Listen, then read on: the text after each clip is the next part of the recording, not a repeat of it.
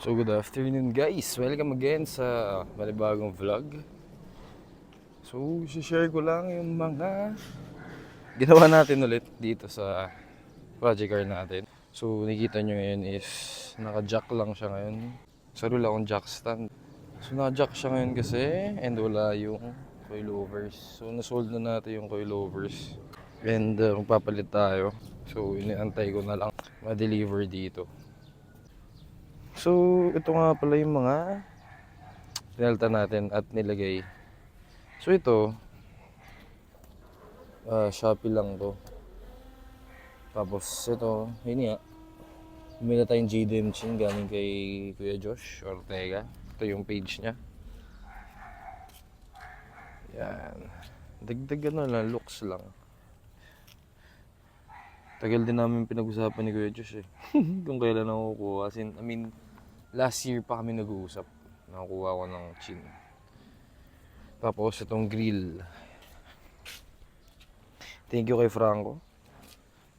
Dahil dun yan sa small body. So yung pala guys, itong nakataklob na yan, small body yan. 2E. For sale yan guys ha. Pwede na for parts out.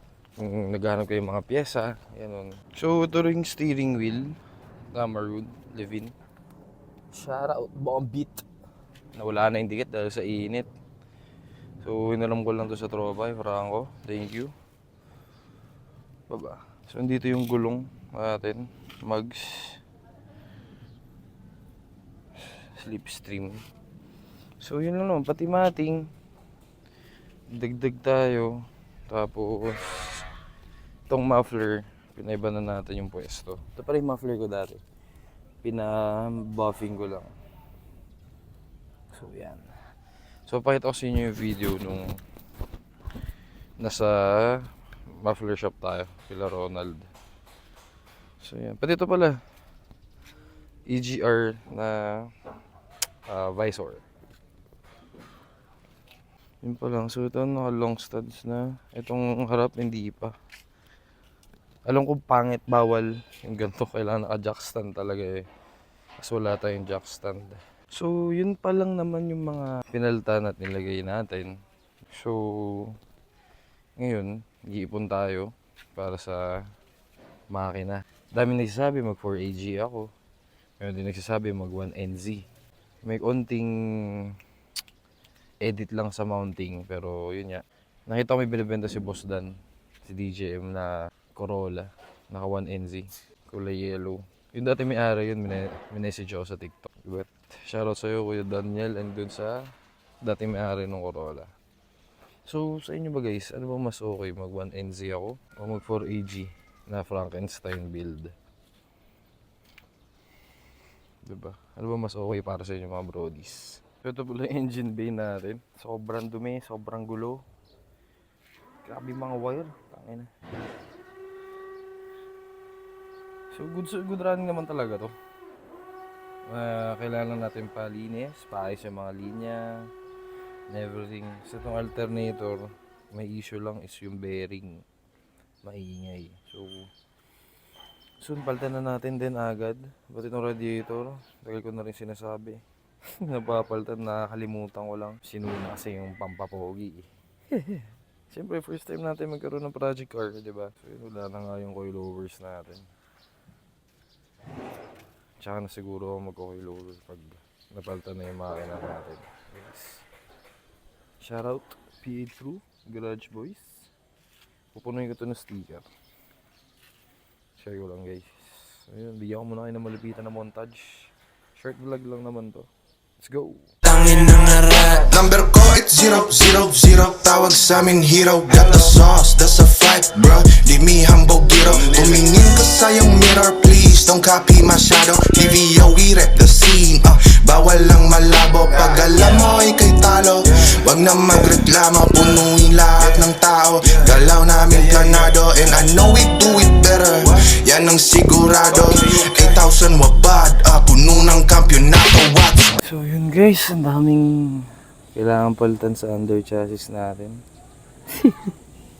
Sobrang dumi na rin bro, this. Ay nako. Sa likod. Sobrang dumi. So yung wire na yan, underglow yan, alisin ko na yan. Tinesting ko lang ano itsura. Nabili ko sa TikTok. So lilinisin ko yan. Pag dumating na yung panibago natin coil. Linisin natin to. So yung running board natin medyo bulok na. Medyo bulok na pala. Yun lang. Goods pa naman yung pintura. Pagkakuha ko, okay pa yung pintura eh. Tapos yung bumper, dati naka-zenky nga. Tapos bumili tayong GDM. Swap pala. Goods naman. Drive pa rin naman natin. Nadadaan natin yung saan saan. Nakarehistro. Indicated tong makina, everything.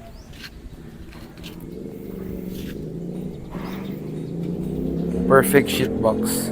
Itong mugs pala guys. Mugs for sale. Rota Slipstream 15x7 offset 38. Message lang ako kung interested kayo guys. Diba? So update ko ulit kayo once na dumating na yung coil. And yun, papayos natin tindig na ito guys ulit. Tapos on to dano na tayo. Engine na. Wirings, mga leaks, linisin natin to. Nalinis ko na to nung una so dumumil lang ulit. So bumili tayo ng degreaser kay Kuya Josh. Sobrang effective and sinampulan tayong linis. So yun. Yung init ngayon, grabe. Ulan kaya. So yan, ito yung Corolla natin. Wala namang pinagbago, looks lang. Ito nasira ano. So bili tayong fender. Bagong fender. Susunod, paano na natin to? Strip to metal, alisin yung mga bulok. Yung loob wala namang issue. Yung mga puwanan wala, complete. Scaly. Interiorly cleaning na tayo after lahat. Tangan, linisin natin ito. Dito tinago yung mga gulong. Layo kasi ng bahay. Doon pa. Eh, safe naman dito sa amin. So, yun. Shoutout Kuya Ano 5-6 Mafia. Ito, wala itong tornilyo. Palit kasi kami ng dashboard eh. Re-up to. Re-up na dashboard. So, i-insert ko din dito pala guys yung clip na nagpa-ayos tayo ng muffler. So, enjoy the video. Let's go. So, good morning guys. Nandito tayo ngayon sa RMH, sa Ronald Muffler and Headers. So, papaayos natin yung small body natin.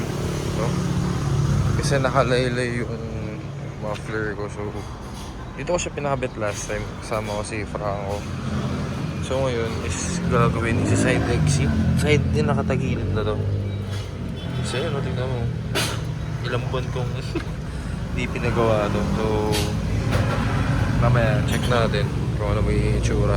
So marami pang nakapila. So antay na lang natin guys. Rates para kita face, di pwedeng itago. Baby face, mga baby cakes, nagpapalitrato. Everyday, naka-wake and bake, sindi ng gelato. Elevate, paangat sa game, di na mapabago. One shot para sa mga asungot, 2 blunts para sa mga katulad, 3 points, papasok kami na final. For life, alam ko yung pipiliin. Kumikita ng sagad pero walang boss. Reckless, di kailangan ng maraming boss. Good shit, yung kinain ko na edibles. Hinaluan ko ng pati many more. Money making baby mama, laging kasama. Madalas ko siyang ginigitara. So alis na yung muffler natin. So yung gagawin is nakagilid siya onti dito. Yung muffler nakatagilid na lang siya dyan. Parang yung sa mga ginagawa ng ibang Corolla. Try mo lang. Dahil gaya ako eh. So yun.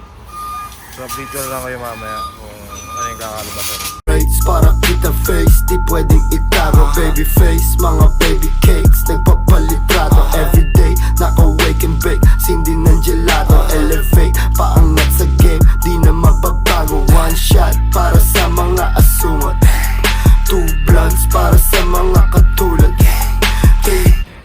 So what's up guys, nakauwi na tayo. So ito na yung final look ng muffler natin.